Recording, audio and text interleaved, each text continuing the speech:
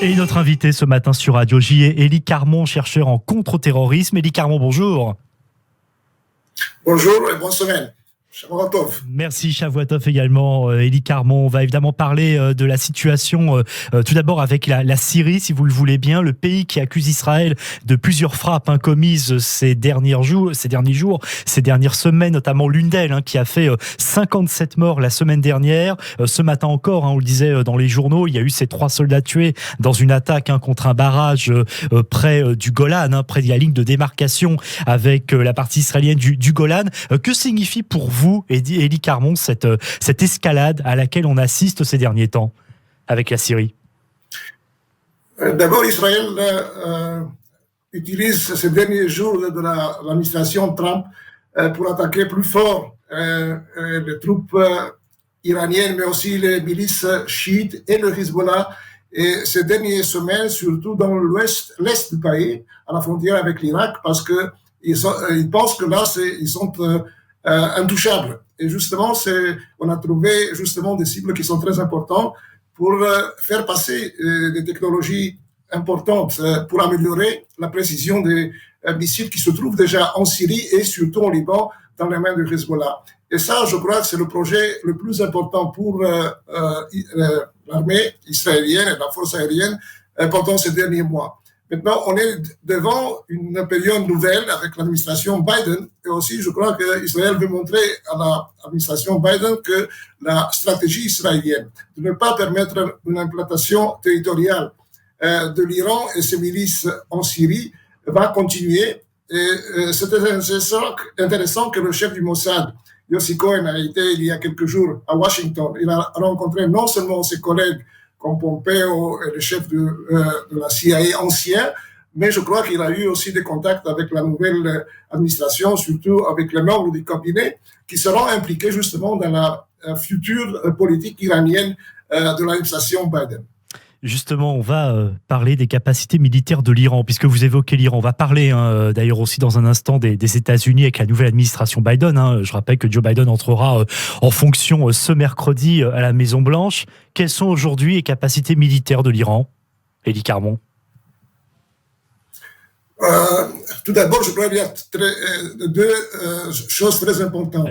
Sur le plan de l'accord nucléaire, parce que l'Iran a commencé il y a quelques semaines à enrichir l'uranium à 20%, ce qui est un point très très dangereux.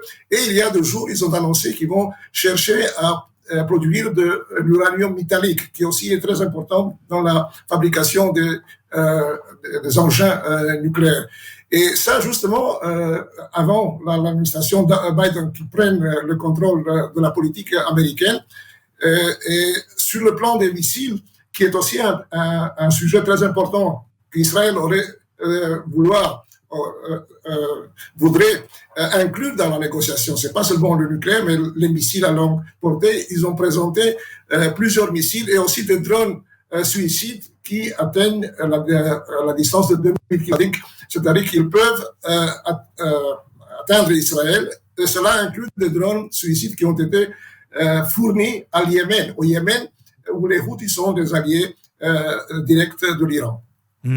Est-ce que aussi on va pas assister peut-être, on parle effectivement et vous l'avez évoqué sur le nucléaire effectivement, puis les attaques terrestres, on sait que l'Iran peut être très dangereuse là-dessus, mais on parle aussi beaucoup de cyberattaques. Est-ce qu'aujourd'hui c'est pas aussi vers ce terrain-là, vers le terrain des cyberattaques, qui peut aussi avoir une menace de l'Iran? J'entends par là, par exemple, on l'a vu pendant la pandémie, les hôpitaux israéliens qui avaient été victimes de cyberattaques. Est-ce qu'aujourd'hui ça serait pas aussi une menace supplémentaire, la menace via le numérique? Élie Carmon.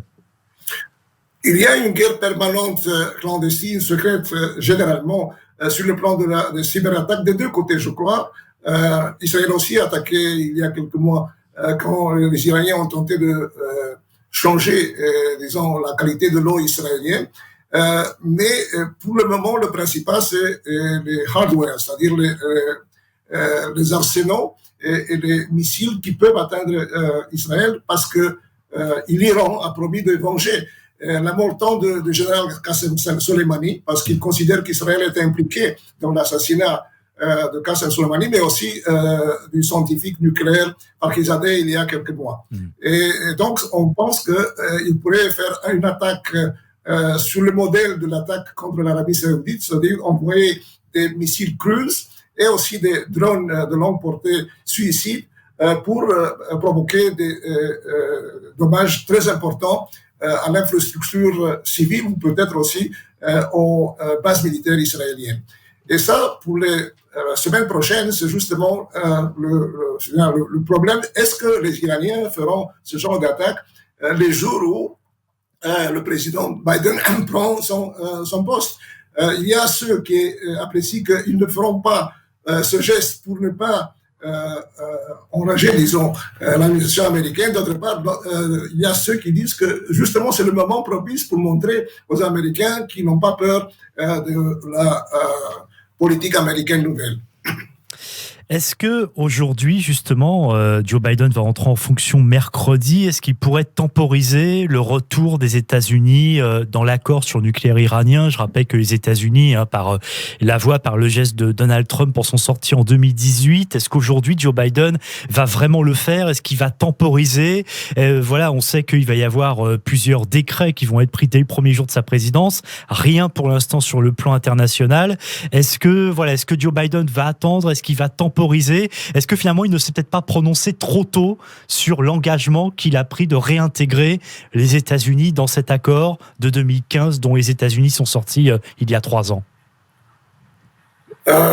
Il n'y a pas de doute qu'il y aura une nouvelle politique et que le président Biden et son équipe voudraient revenir à l'accord nucléaire avec l'Iran, mais ça dépend dans quelles conditions. Je crois qu'il y a peut-être, on dit qu'il y a déjà des négociations ultra secrètes, mais jusqu'à juin 2021, c'est-à-dire la période des élections en Iran, je crois, ne va pas quelque chose de très sérieux. C'est-à-dire ni le côté américain ni le côté iranien prendront des décisions très très importantes. Il y a une chose qui peut-être montrera quelle est la direction de l'administration américaine. Est-ce qu'ils vont annuler certaines des sanctions très dures que le président Trump a imposées à l'Iran? Et ces dernières semaines aussi, il y a eu de nouvelles sanctions. Et ça peut-être sera un signe sur la volonté du président Biden. Il faut aussi mentionner que toute l'équipe qui s'occupe de la sécurité, de la défense et de la politique envers l'Iran, c'est les mêmes personnages, les personnes qui étaient actives durant l'administration d'Obama. C'est-à-dire, c'est le chef de la département d'État de la diplomatie, Anthony Blinken, son adjointe, Wendy Sherman, qui était justement la négociatrice la plus importante dans le cadre de l'accord de JCPOA, et aussi le nouveau chef de la CIA, William Burns, qui est un diplomate de carrière et qui est très connu pour son savoir sur la situation au Moyen-Orient.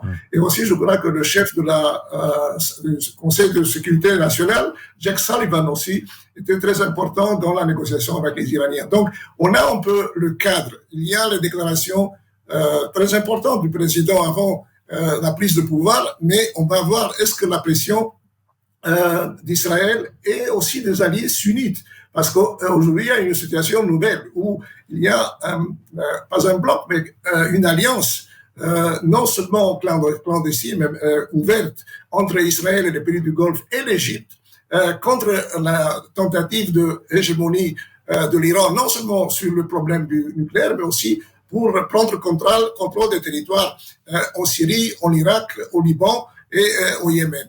Et ils devront prendre en considération de cette alliance. Et aussi, je crois que les alliés européens aussi sont assez inquiets du fait que l'Iran a pris ces dernières semaines des mesures très importantes et très dangereuses sur le plan de l'enrichissement de l'Iran, du nucléaire, pardon. L'uranium. Uranium à 20%. Merci beaucoup, Élie Carmon, d'avoir été avec nous ce matin sur Radio J. Je rappelle que vous êtes chercheur en contre-terrorisme. Et avec vous, donc, on est revenu sur cette actualité sécuritaire chargée en ce début de semaine et notamment, effectivement, sur les perspectives alors que Joe Biden entre en fonction à la Maison-Blanche mercredi. Merci beaucoup.